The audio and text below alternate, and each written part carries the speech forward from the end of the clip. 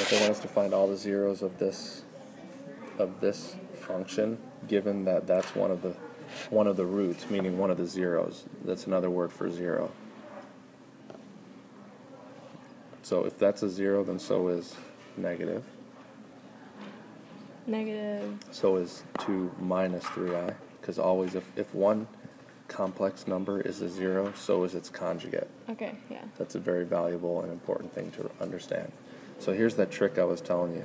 It's if I want to find the sum of the zeros is going to be just 4, because if I add these two together, I get 4, and the product of the zeros, let's do the work over here. 2 plus 3i times 2 minus 3i. What's the product going to be? The inside's going to cancel out, so it's going to just be 4 plus 9, right? So it's going to be 13. So remember the trick I showed you before? It's x squared minus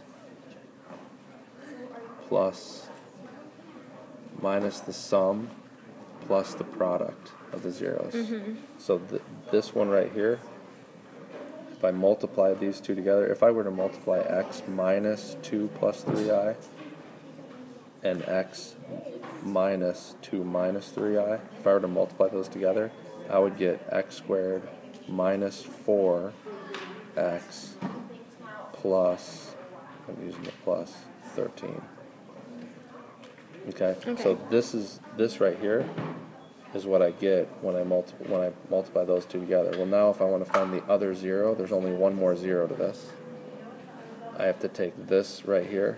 Well, I can. There's other ways to do it. Using your graphing calculator would be the easiest way to do it, to be honest with you. Okay. If this is a graphing calculator test, punch that in your graphing calculator and see what you find, because it's probably going to be a nice, the whole equation, easy number. But if you can't do that, or if they don't let you use a calculator, you have to use what I just showed you and then use long division. Okay. So let's do that.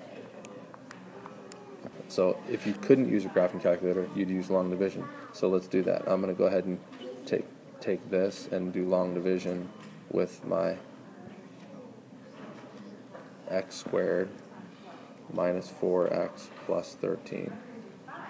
If I do long division with this, I'm going to multiply this by x, and let's multiply it and put it right here.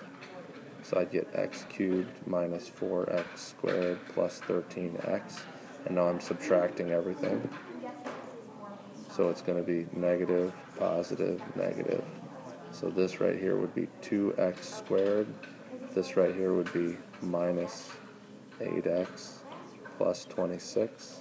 So what do I have to multiply this by to get this? Multiply it by 2. And when I multiply that by 2, I get, let me erase this down here. I get 2x squared minus 8x plus 26. How about that? When I subtract it, I get 0. Yeah. So there's my other Okay.